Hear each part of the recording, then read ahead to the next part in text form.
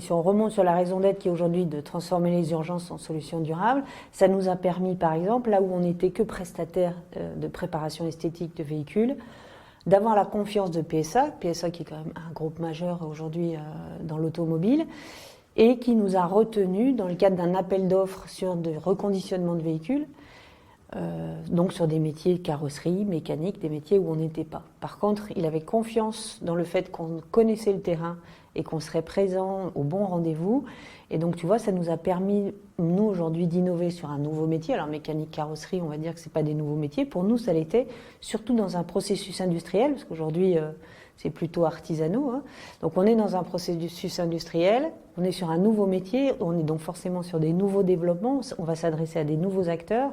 Et encore une fois, pour notre personnel en insertion, ça ouvre les possibilités de formation. Ils peuvent devenir mécaniciens, ils peuvent devenir carrossiers. Voilà, ça ouvre encore leur connaissance autour du véhicule plutôt que de la préparation.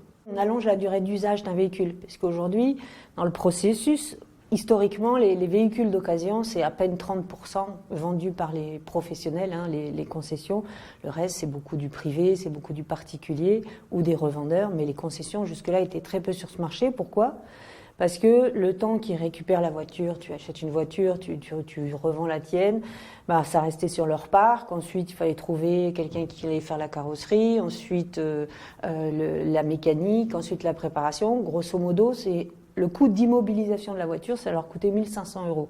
Aujourd'hui, le fait que nous, on livre les voitures reconditionnées en 8 jours, le coût, il passe à 10% du prix initial.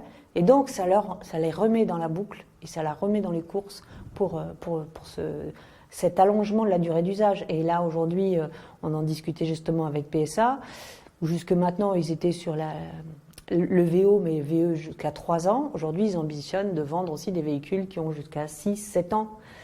Et quand on parle d'écologie aussi, je veux dire, tout le monde ne pourra pas passer à l'électrique demain. Faut pas rêver. Enfin, on n'a pas tous les mêmes budgets pour passer à l'électrique.